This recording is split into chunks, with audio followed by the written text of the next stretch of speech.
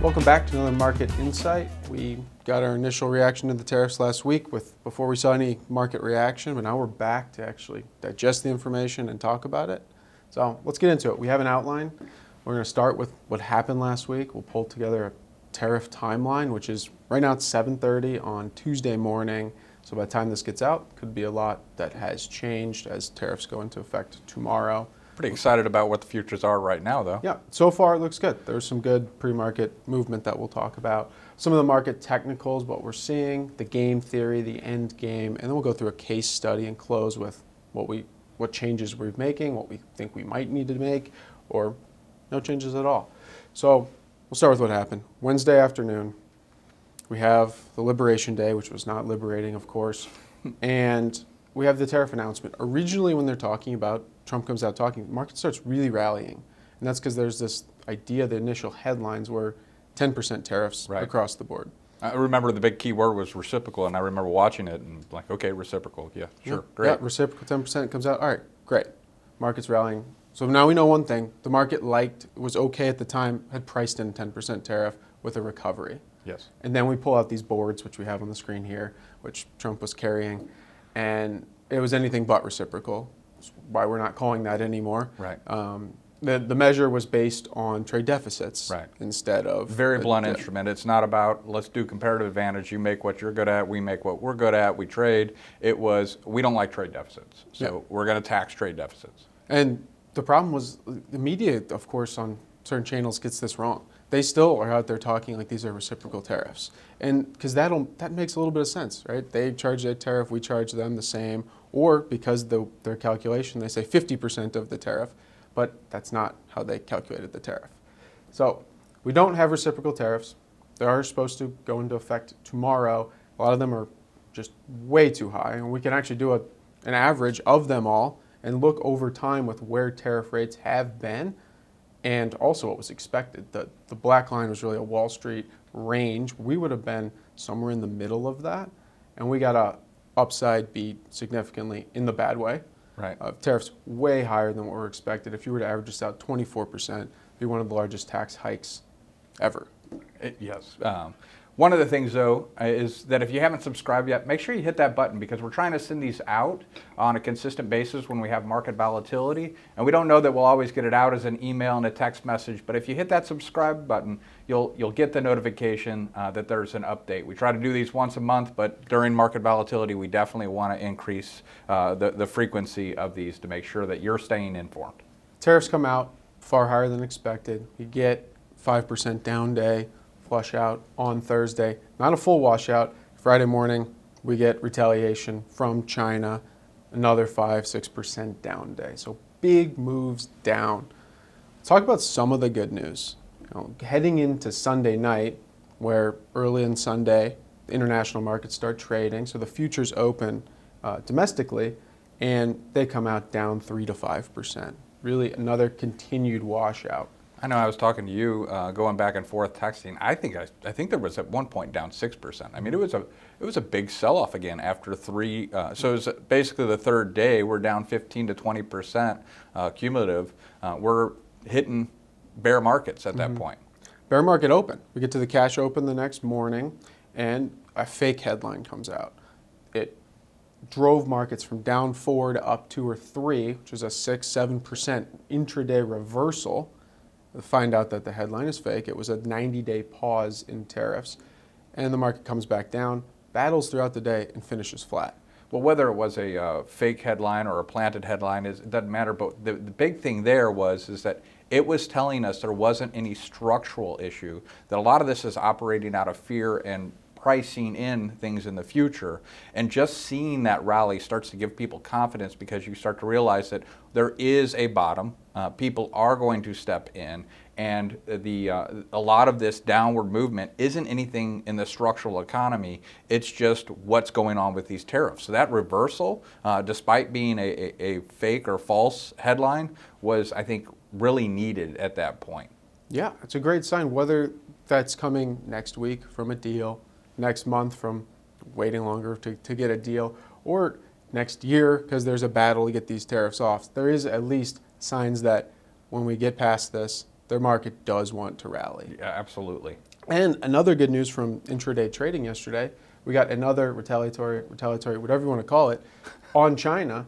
Trump Truth Socialed the post and said, hey, I told you we'd hit you harder. We're going to, and escalated the Chinese trade war even further. And the market battled through that. Again, another sign that, hey, we expected that. Absolutely, and I'm not calling a bottom here, but I would say that ending relatively flat, especially with the open, was a big deal for the market. To see that positive, despite it being really no news or actually maybe negative news, says that at least in this downside, whether this is a relief rally and then we're going to have some more downward pressure, or if we've seen the bottom, that gives the market some confidence that there are bottoms here, there are supports, and we can work off of that so that we can move forward. I think that was great news. Well, the reason we can't call a bottom is because the market has not priced in the full effect of those tariffs. Sure. If those all go on, and it's clear that they're going to stay on, there's more downside, significant more downside, based on pricing those in. But if we start to see that those are negotiations, the market's going to like that and recover. We saw some of that yesterday with Netanyahu at the White House. He was willing to drop all trade barriers, drop their tariffs down to zero, and he was prepared for this. He repeated back exactly the new, we're talking about trade deficits. He said, we're going to help reduce the trade deficit. He actually said reduce it entirely, and Trump did not immediately take that as a deal. He said, we're going to keep tariffs on Israel right now, which was the opportunity for him to say, no, let's end this. But clearly there's something else he wants to do, whether it's more countries at a time. And then Bessent this morning, and this was Sunday night as well, he flew down to Florida to meet with Trump, which he said this morning he does frequently. So it wasn't an emergency fly down, according to him, with futures being down. His language has shifted completely. He wants to see deals. He's saying that openly, even though Trump is half the time it's a deal, half the time is we want higher tariff revenue. Seems like he can't make up his mind. But at least Bessent from the Treasury is saying he wants to see deals. 70 countries have reached out to him. He went on a quiet period after what he called shock and awe, which was interesting to hear him call that on Wednesday. I think those were good things for him to say, because he's saying that he doesn't want to see that go into effect. Yeah, I think that goes back to the model that we're operating on. Are they true believers? Is this the art of the deal? Do they want tariffs, especially on China? And then, obviously they're going to tariff the penguins. Walk us through it. Well, so yeah, the true believer play is that the Trump administration, the key people, actually believe tariffs are a good thing. And when I look at the way that they've structured this, they see trade deficits as bad, and that trade is not good, and they want to move manufacturing back. And once again, thinking about that model, that's going to help trade unions. So that helps one of the constituents. But there's also just the art of the deal, the way that Trump has historically always negotiated. He has an anchor, which he starts out, which is a ridiculous number, and then he walks it back. And that's how he gets people to approach the table. I do think that we're going to land somewhere with a 10% tariff. I think the Netanyahu conversation demonstrates that. They want to have that true believer. They want to have that art of the deal. They're going to land at 10%, but I think China's in a different category. I think that there is going to be a lot higher tariffs on Chinese goods than there are around the globe, because that's just the political view that they're operating out of. So I think that all of these are there, and I don't know whether they're going to continue to hold the tariffs on the penguins. I don't think the penguins are going to retaliate, so we're probably going to be okay on that one. That's just a silly reference to the tariff that went on the herd in McDonald Islands off of the coast of Australia, which people have been making fun of, whether it's because they want to make sure Australia doesn't run something through the island, even though it doesn't look like they are. And we didn't really have something to fill that box because it's the main three. Well, we thought about just a game of chicken, because that's probably what's happening here. We end up 10%, but game of penguin has a nice ring to it. And to just close that out, it's the two corners there, the 10% tariff, excluding China. The market would really like if we can get there. They're okay with higher tariffs on China, especially if we're continuing to move supply chains out of there, or the art of the deal, where it's just going to take a little bit more time because every country is going to have a slightly different negotiation. We just can't have the 46% tariff on Vietnam, which is really painful to some companies. Although They're saying that they can work through it. Yeah. That's the case study we have from Restoration Hardware. The last few years, they've been really trying to pull away from China, although they are still there. And they've said historically their average tariff rate they've been working with in China is 25%. And it's been manageable. Now, what's not manageable is moving everything back to the U.S. They said they don't really have a whole lot of slack in their North Carolina manufacturing facilities, and they weren't given enough time to work through that. Mostly they're in Vietnam, which we talked about, 46% tariff. That's a lot. And their stock started tanking after hours on Wednesday because they actually had a call going on at the same time. And we can walk through an example that we had with them, which is if we get to that 10% tariff rate, what does that look like? Or what if they stay at 46, which he said they can work through that scenario. He thinks it won't be a full pass on. Our example, we gave a full pass on, we did not maintain margins, but he thinks that they'll eat that in the supply chain along the way to keep business. Because in that example, let's do the 10% tariff. So it's a $100 item, which for Restoration Hardware, I don't know if they have that, no. but we'll keep it simple, 45 landed price of the cost of the good. So it's the 10% tariff is not on the $100, it's on the cost. So that's $4.50 in additional cost. So the new COGS increases. If they maintain their margin, they have to increase their price and stay at basically a full pass through. Right. But if they're willing to reduce their margin to just make the same amount of money on the product, the new retail price is only up for $4.50. Right. So they say, obviously, they would tell you that can be eaten easily past the consumer, really not a big deal. The market would love to see that rate. In the 46% tariff rate, now we're looking at more of a 20% increase in price, which again, they said they can work through it. This is not a pitch for Restoration Hardware. It's not in our portfolios at all. It's just a case study of one example that we've had an earnings call in the last week.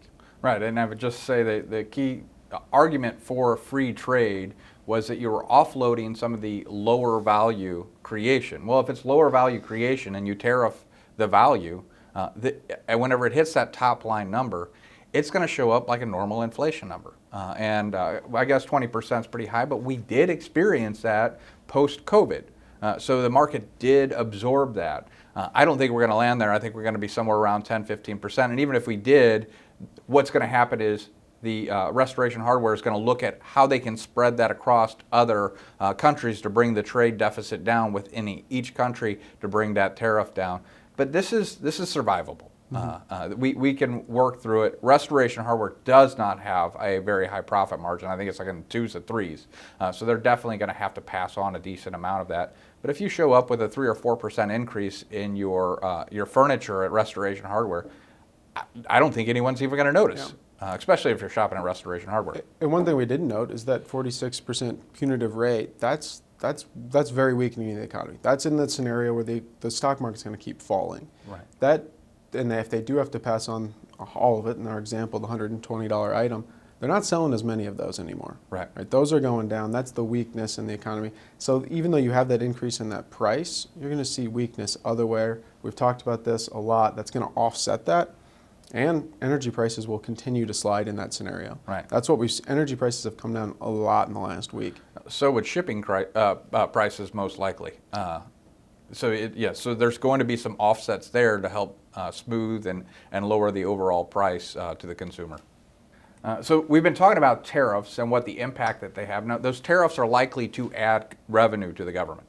And what I think as they get this worked out, we probably land somewhere around the 10% component. We have some additional revenue coming into the government. I think we're going to shift to tax cuts. And we're already seeing that in the municipal market. The muni bonds are selling off because if taxes are becoming lower, then the value of those municipals with a tax shelter, those prices are going to decrease, right? So that's what I think the next stage is. I know Congress is excited about that. That would be an actual increase in the stock market, right? So if we can find that 10% floor, we've seen that the last couple of days that there's movement up. As we're starting to get certainty there. And then if you throw in the tax cuts, which makes sense to me because then you're going to have an economy that's really moving coming into the midterm elections. I think that's the next step by the administration is to get this tariff behind them get something settled and done with a little bit of extra revenue so they can go back to Congress, who has been pushing back against the tariffs, to say, okay, now give us tax cuts. So I think that's where it's going to move as we go into the later part of the month. If we can get past this tariff, the next thing is going to be these tax cuts. I think so too. Congress is feeling it. People are reaching out to them, that telling them, what the administration's doing right now with tariffs is not going to work for them. If we're doing this a year from now, those swing districts in the House, they're going to flip. And even a lot of them that aren't considered swing districts will flip as well. They feel like they need to start moving on that. So then you have like a Venn diagram, right? You have the trade unions that were very important to Trump. They're happy with the tariff increases. And I think that's more of the stick. So people are very upset about the stick in the economy. But then how do you make the classical Republicans happy? Well, you do tax cuts. So that becomes the carrot. So it's becoming more expensive to import things and cheaper to make them here. And if it's a 10% component, I think Restoration Hardware, they can work through it. It's not an immediate and disastrous thing. And they find out where they have comparative advantage.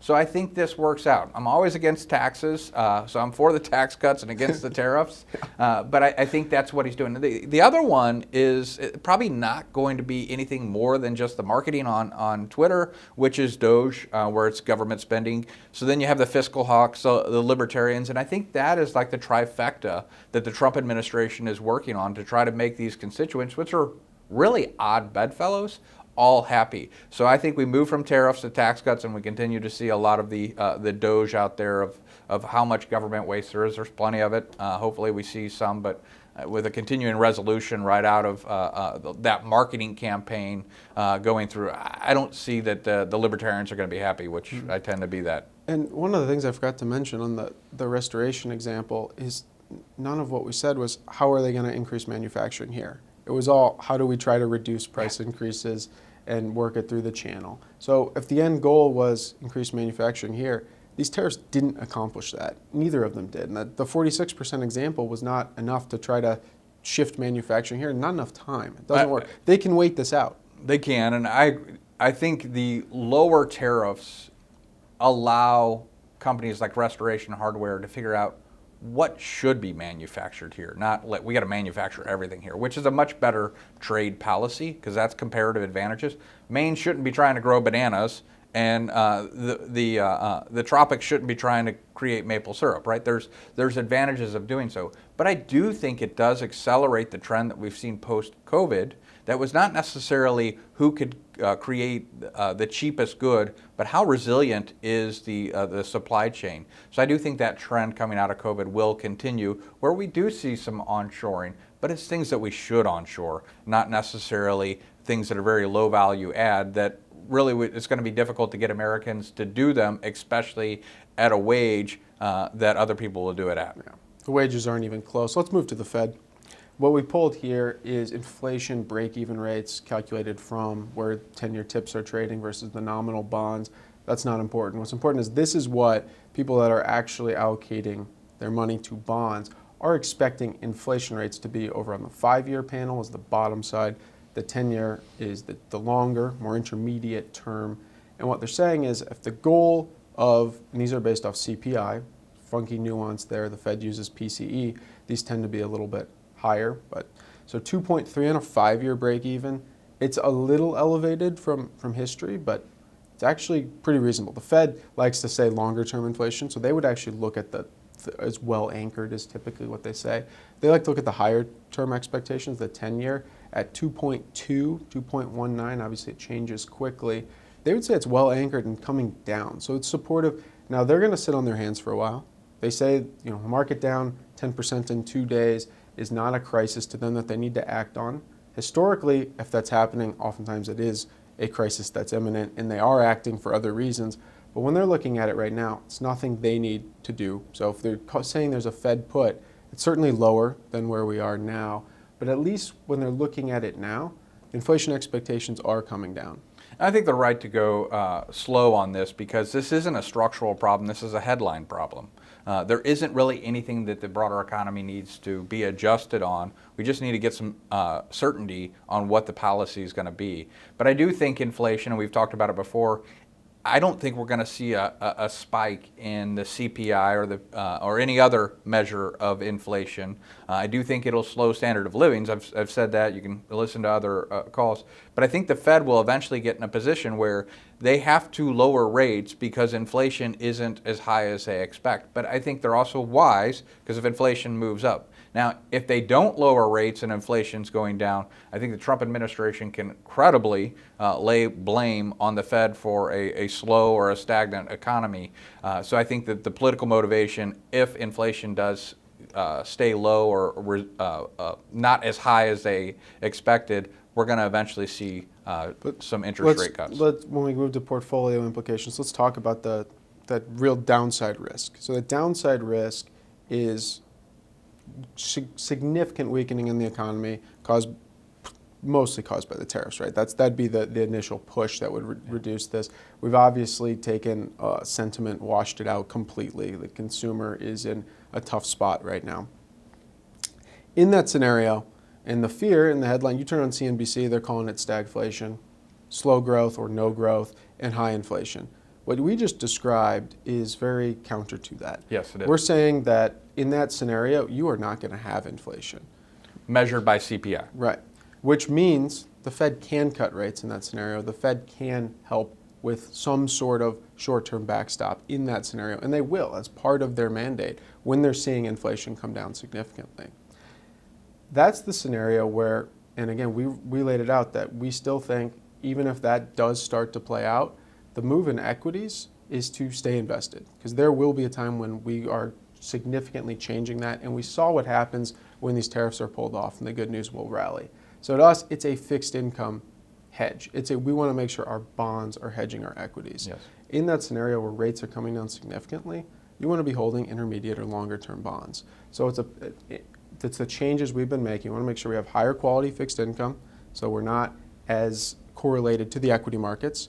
We want intermediate and longer term higher quality bonds, which in the short term provide a really nice hedge to equities. So that's the major changes we're making. And I think that's wise to start hedging the equities, but I think we saw something that was very promising after market, which was Broadcom stepped in to buy their stock. So they actually can see a lot of these numbers. They can see what impact that's really going to happen.